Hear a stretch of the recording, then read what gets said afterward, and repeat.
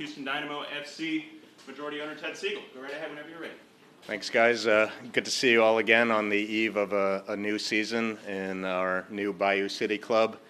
One of the many changes that we've made across the organization over this past offseason just came from the locker room where I spoke to the Dynamo team.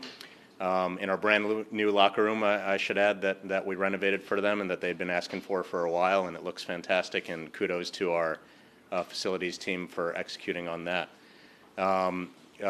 Massive offseason in terms of bringing in new signings, addressing some of the needs both on the offensive side where we all knew that we could do better, and on the defensive side where we had a little bit of weakness last year, both through injuries and not shoring that up, which we've recognized. Just to rattle off the names: Matty Bogusz coming to us, Lucas Halter on the defensive side, Chiki Bozat, Guilherme also as a designated player signing, the return of Hector Herrera, and so there's a lot of excitement among our fan base, within our organization, certainly in that locker room. On the community side, bringing in Wade Barrett, who has longstanding ties to our team and longstanding ties to the youth soccer community. I think you're seeing between his efforts and Valerie Holland working on the player side a lot more of our players going into the community, which has always been important, but especially important when in a World Cup year so many fans are trying to experience the sport, and their main outlet for that is going to be the Houston Dynamo and the Houston Dash. And so for our players to have that those ties with our community is something that we really want to emphasize. It's always been a point of emphasis, but I think more people will be seeking it out this year. And lastly, on the Dash side, very happy to enhance our front office staff there, particularly with the new hire of Twyla Kilgore, and a lot of optimism on the Dash side as well. So with that, happy to take your questions. Is this the best team you have assembled since you took ownership, and what your expectation to finish the tournament at the end? I think I can't answer if it's the best team. The results will show that. I think in 2023 we had an outstanding team that won a U.S. Open Cup, finished in the top 4 in the standings, and made it to the Western Conference Finals. And in 2024, we also had a very strong team that we had a lot of optimism for. And I should note, some people have mentioned that I did not double down and add to our success in 2023. In fact, we had our club record signing in Ezequiel Ponce. We had a $3.5 million signing with Lawrence Anali, and it was the unfortunate circumstance that right as we were showing the promise that we could have against LAFC in their building, really trouncing them 2-0 that day, Lawrence sadly went down. So the results remain to be seen in 2026. We've had some really good teams over the last few years. Last year was a step back, but very excited about their prospects. I can't answer how they're going to finish. Our goal is to be a top 4 contender. It is every year, and then in the MLS playoffs, anything can happen. I think in my remarks to the community, I mentioned that the last time we've had a back-to-back winner in MLS was 2011-2012. So it's really hard to repeat in this league, and the key is just putting yourself in contention, and that's by making the playoffs, hopefully as a home seed, and then seeing what happens from there. Go ahead, Chris. Yeah, so with increased investments and expectations of the team, what does this team stand up? What are you going to hold this team standards to being the World Cup year? Again, the goal is to compete for championships. It's not for me to hold them to standards. I hold Pat and I hold Ben to standards, and it's up to them to translate that to the players that I entrusted and worked with Pat and Ben to sign. So I've said from the beginning, I'm not the guy who's picking the 11 men who are going to take that field. I'm going to delegate that to people who I think are extraordinarily competent to do that. My hope and my expectation is that, like I said, we're a playoff team, a top 4 team, and we can contend for championships. And if not, then there's accountability with the men I mentioned. Hey, hi, Ted. I have a question real quick about Dusty Griffin. I know he's gone down to Orlando, but I'm looking at the timing of the sale. What can you tell us that motivated that transfer?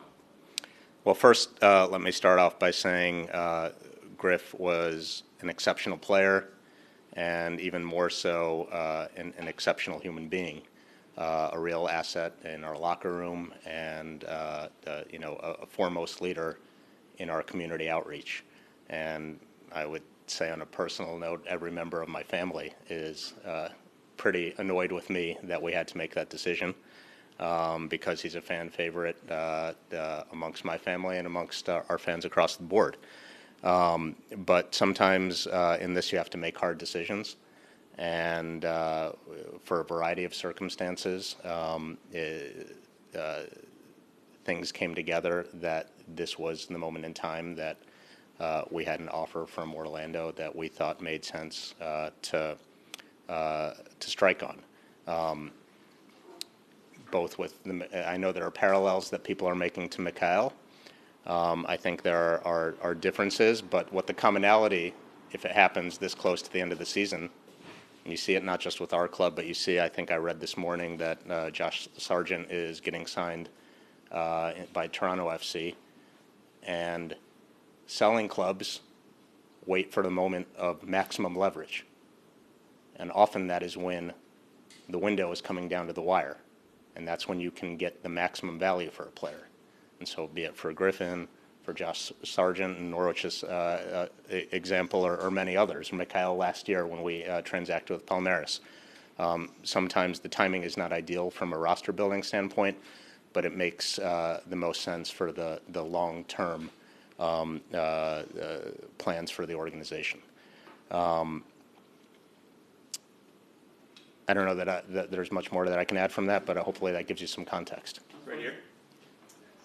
In a World Cup year, you mentioned with the excitement of it, what kind of impact are you seeing it have on the fan base already? I think there's excitement all around, and again, I think there's a lot of families and a lot of people, a lot of individuals who are never going to be able to experience a World Cup match in person in NRG Stadium or across the other host cities, both in the United States, Canada, and Mexico. And so what are your alternatives to be part of that experience? Part of it is supporting your local club and enjoying the beautiful game when where it's most easily accessible, and that's here with the Houston Dynamo and Houston Dash. Part of it is congregating with your community and with the global community at FanFest, and we're standing here at Shell Energy Stadium, which is really at the center of FanFest, and we're going to be activating this building for nearly every day of the 6 weeks of the tournament. And so between what our friends at the Houston Host Committee are doing at the FanFest and the programming that we're going to be doing at Shell Energy Stadium, and the matches that we'll be hosting, both as friendlies between the Dynamo and teams as the World Cup tournament concludes and we return to play on MLS, as well as watch parties that we're going to have, and many other ways that we're going to expose fans to the game. It's a way to generate interest and bring people in who are dying to be part of it. Victor? Ted, why did the club cut ties with Glenn Davis? Let me say that Glenn Davis has been an asset to Houston soccer for more than 20 years. Appreciate his service. Very excited about our broadcasting team this year with Alex Parra coming in, a colleague of yours. And sometimes these things happen where you can't come to alignment with somebody, and so we wish him well.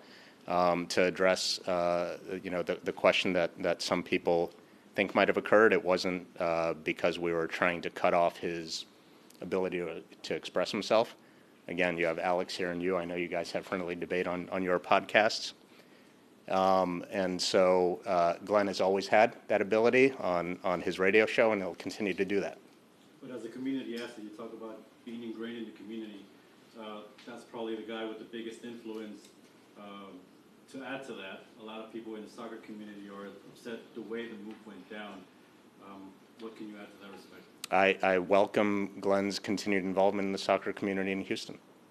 But not with the Dynamo. He's not with the Dynamo, no. Right over here.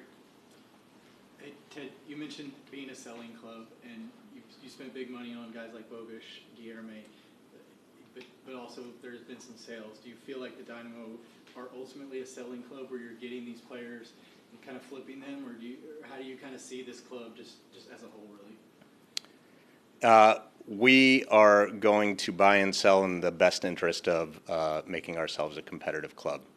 And so in 2021, I think we had minimal sales. In 2022, minimal sales. 2023, minimal sales. And so I don't know that it's been a history of us being a selling club. Over that period of time, we made some major acquisitions as well. And so I think if you look at our history, we are a net buyer, not a net seller. And so there have been instances where it has made sense to move on from a Mikel, or to move on from a Griffin, or to move on from a Brooklyn. And hopefully, oftentimes you have a plan to backfill it. And so, for example, we moved on from Brooklyn Reigns. We sold Brooklyn Reigns. We brought in Chiki Bozat as a substitute. We didn't do that, and that was a lesson learned from the Mikel transaction.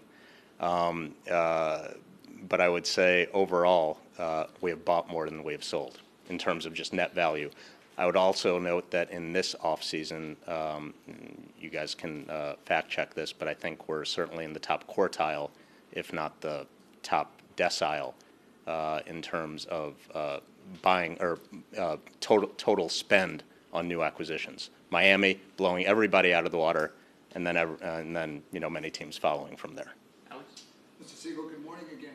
Can you take us behind the scenes of player acquisition, your interaction with Pat, with Asher? You're obviously very well versed in this. How deep do you get into the decision making? And obviously this affects your club, it affects our city, our team.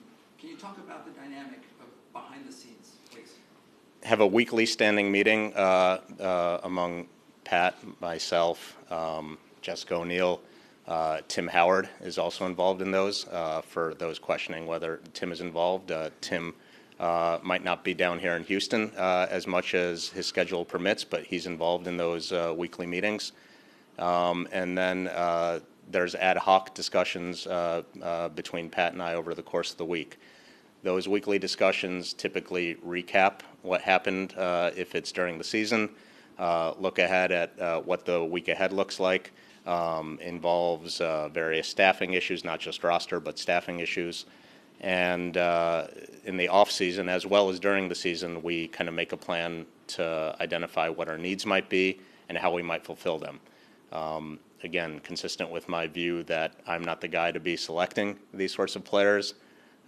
When there's a need identified, Pat and Asher, in conjunction with our analytics team, provide a host of options, identify what their strengths, those players' strengths and weaknesses are, what their acquisition fee might be, as well as what their potential salary might be. And we see how all of that could align, because you have to be pursuing multiple prospects to finally get one on your side. Personally, sir, you're several years now into ownership. Is this what you expected? Is this business what you thought it would be? And as you lead our community, are you happy with this? Are you enjoying this more than maybe you're not? I enjoy it more when we win than when we lose. I actually don't enjoy it when we lose. So that stays with you every single week when we're not winning, and when there's an off season that follows on the heels of what was an abject disappointment in 2025. That bothers you for many, many months. The community impact and the way that we as an organization have a unique platform to influence the community is very, very gratifying and something that has been a point of pride for me. Did I expect this? I think I made peace with this, having to get in front of you guys. It's not necessarily something that I seek out on a personal level. I'm a fairly private individual, but I understand that that's part of the position that I'm in. When you're a competitive person, you hope that you can succeed as a business and as a club, and every day that's how we lead. Thank you. Where do you see this club as far as, y'all talk about competing for championships, do you see this as a club capable of winning an MLS Cup as is? Yes. The short answer is yes. I think this is a team with exceptional talent that has leadership that was lacking in our locker room in 2025, with captains coming from throughout South America, the return of experienced leaders and winners like Hector Herrera, and players who have succeeded at very high levels in this league, like Matty Bogusz. And so the way that this roster is assembled is highly talented, one that we have hopes will finish, again, in that top 4 in the league. That gives you a chance to really control your destiny. I'll go back to the fact that it's rare to repeat in this league. You've seen countless Supporter Shield winners not even make it to the final. And so what you need is a team that you think is strong and can be in that top half of the league, top quarter of the league. And I think that we have that in this club. Dorsey was one of the most tenured players. That sort of speaks to the turnover that we've seen in the roster. Would you like to see a team that's more with a long-term vision as far as, again, Dorsey is a perfect example of a guy that was ingrained in the community, fan favorite. Or is it going to be continuous turnover with the roster because it appears to be a selling club? I think most teams around the world experience different levels of turnover, fairly high levels of turnover. Could we have had the team that we had in 2021 that was competing for a wooden spoon, 2022 that was competing for a wooden spoon, and kept those guys around? I don't know that our fans would be happy with that as much as of an impact that they have on a community.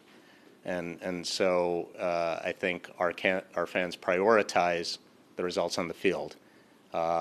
Going beyond that, it is our expectation as an organization that whoever is on that roster goes out into the community and makes an impact, and that's something that we are re-emphasizing. And so we have some long-tenured players here, not as long as going back to 2021 with Griffin, but somebody like Eric Svitchenko, who's been with our club for a long, long time, somebody like Artur, who's been with our club for a long, long time. And the view is that you can marry both the results on the field with the community connection. But it's inevitable that you're going to be turning over a roster.